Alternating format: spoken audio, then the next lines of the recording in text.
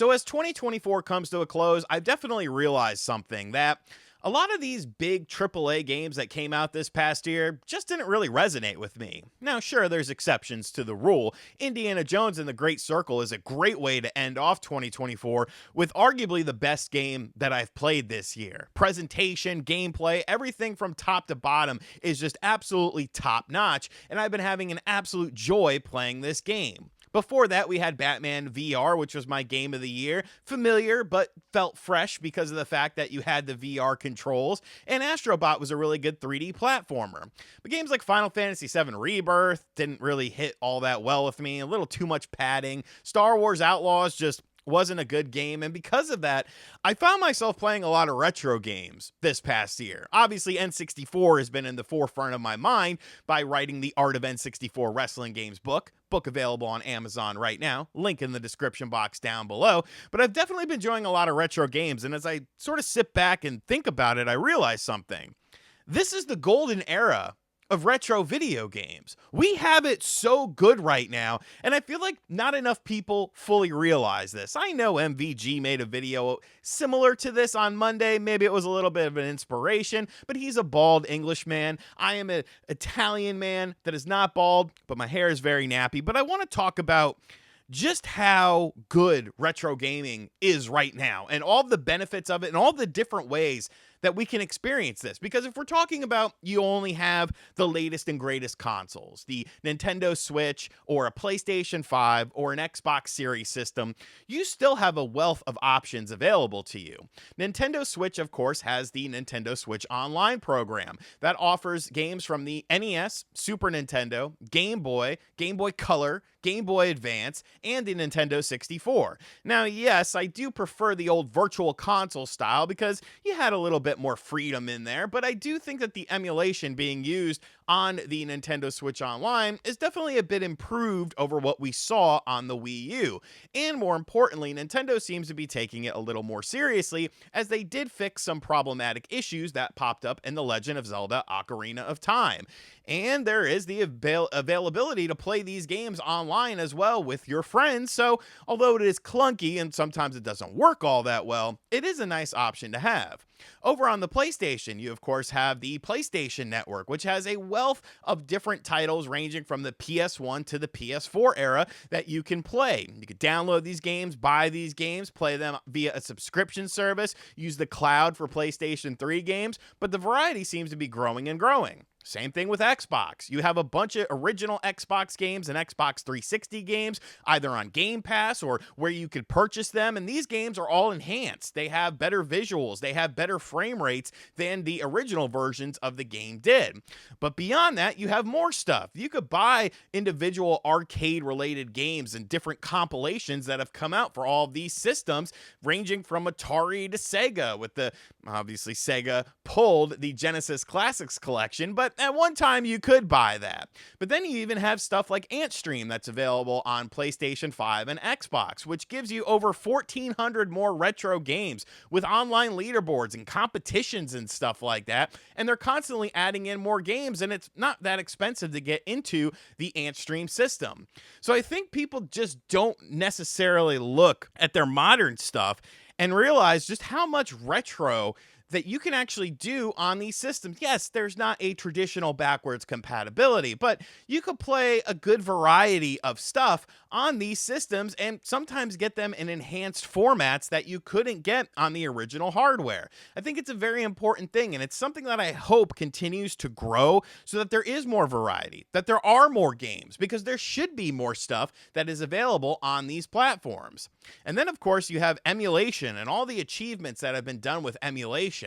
Just a few years ago, the talks about PS3 or Xbox 360 emulation seemed like absolute hogwash. Like, how are we going to be able to do that? Those systems have weird architecture. Who knows? But then you have emulators like RCPS3 and Xenia for the PlayStation 3 and the Xbox 360 respectively that are emulating a lot of the games. And in the case of the PlayStation 3, we're getting crazy levels of compatibility and even enhancements in these games. And as these emulators continue to grow, it's not like we get to a point where they're necessarily satisfied with the emulator. All these people that are diehard retro gaming fans are trying to push the medium of emulation and push what you can do on limited hardware as well. You don't need a crazy rig to run a lot of PlayStation 3 or Xbox 360 games. And with every major update to these emulators, the entry bar gets lower and lower and lower. And we're seeing fantastic results. I mean, you can upscale 5 times, 6 times, 8 times PlayStation 2 games on pretty much anything. And these games look absolutely gorgeous. As that level of entry barrier gets lower and lower for a system specification, I think it kind of opens the doors a bit more into people getting involved into emulation. And then, of course, you have all the mini PCs. Look at all the different mini PCs I've covered on this channel. I think the most expensive one was like $400, and I'm playing PlayStation 3, Nintendo Switch, Xbox 360 games on these mini PCs that shouldn't be able to do that, but because of the optimization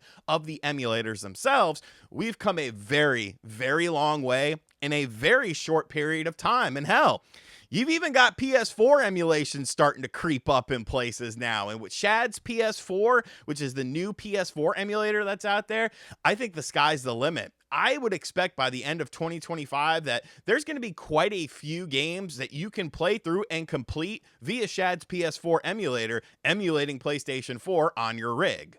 But that's just kind of one side of retro gaming, because we have a whole nother side when it comes to it, and that's people who don't want to mess with emulators. They don't want to mess with setting up stuff, even though it is very easy nowadays, and there are hard drives preloaded with all the games and ROMs and stuff like that. They don't want to mess with a computer. They want a handheld. They want a console. They want something that's tangible in their hand that feels familiar but does better things.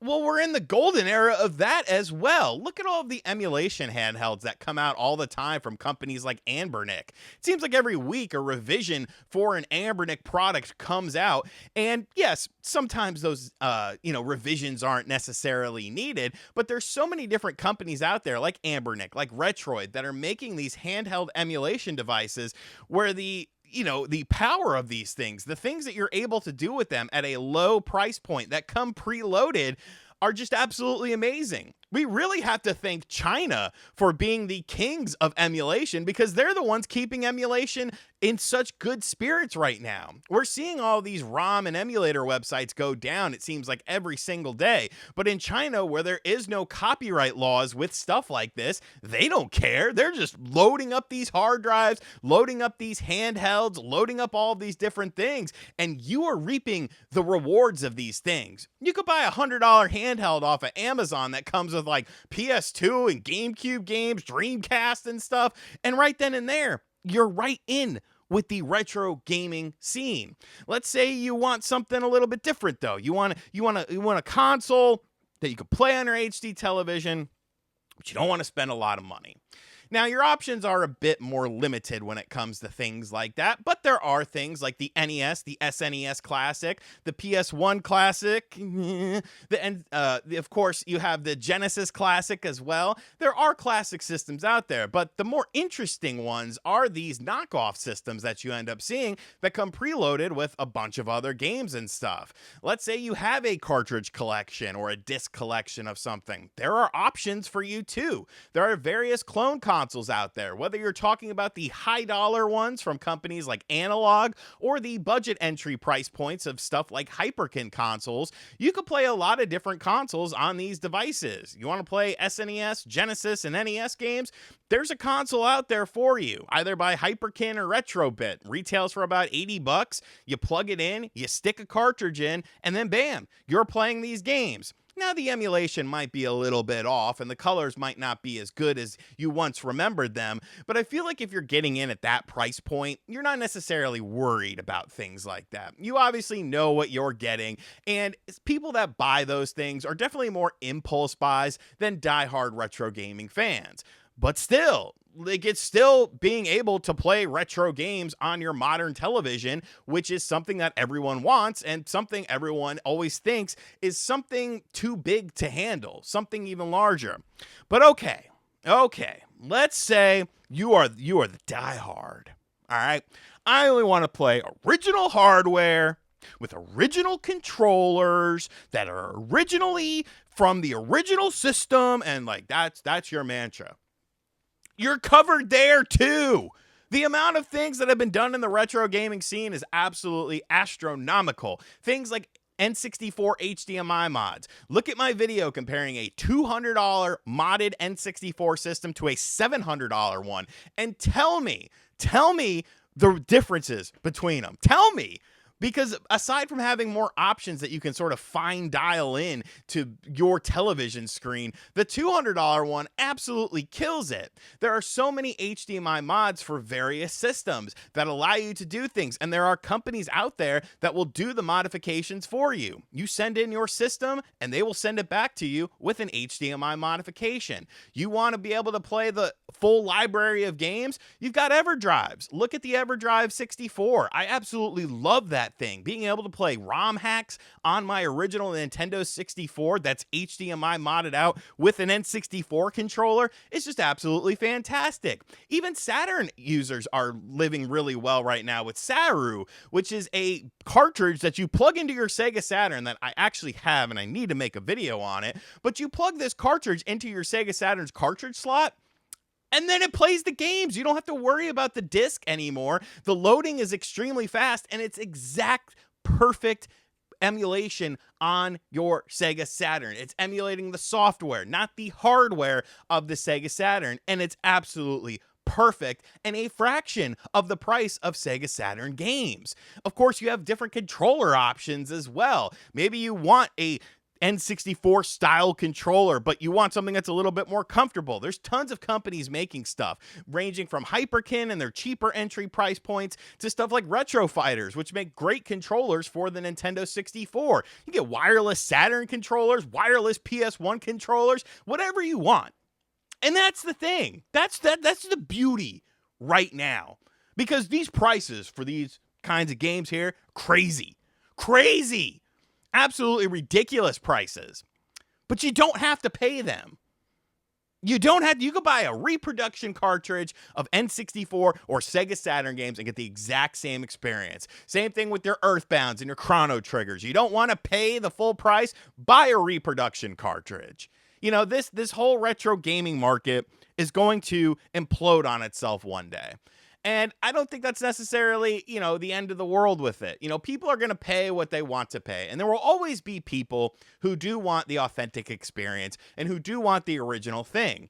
But if you're not one of those people and you don't mind, you don't have a CRT TV laying around so that you could play it, or a PVM monitor or something like that, you have so many options at your fingertips.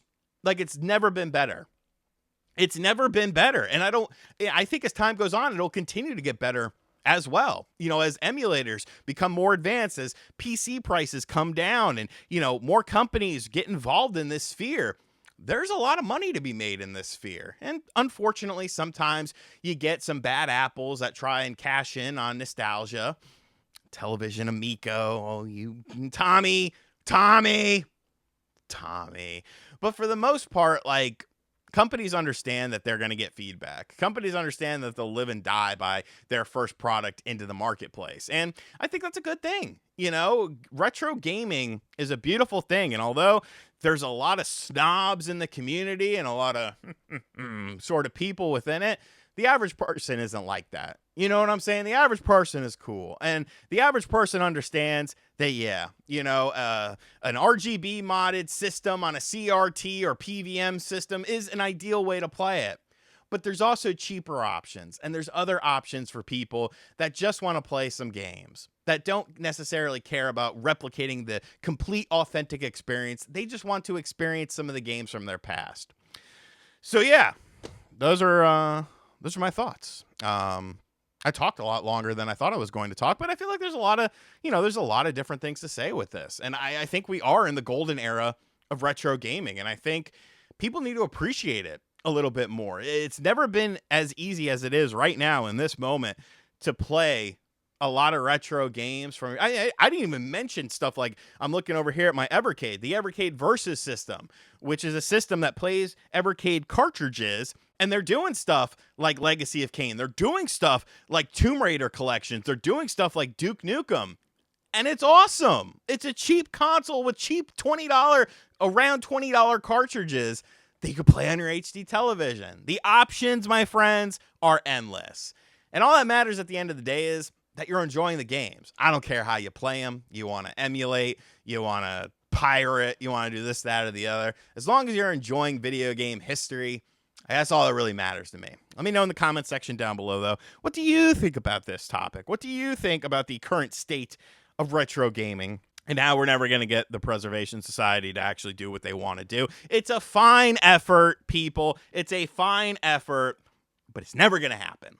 I'm sorry. I just do not think it's going to happen. And as always, guys, thank you for checking out this video. If you're new to the channel, hit that subscribe button, like, comment, and share. Hit the bell as well. And as always, I'll catch you guys on the next video. Later.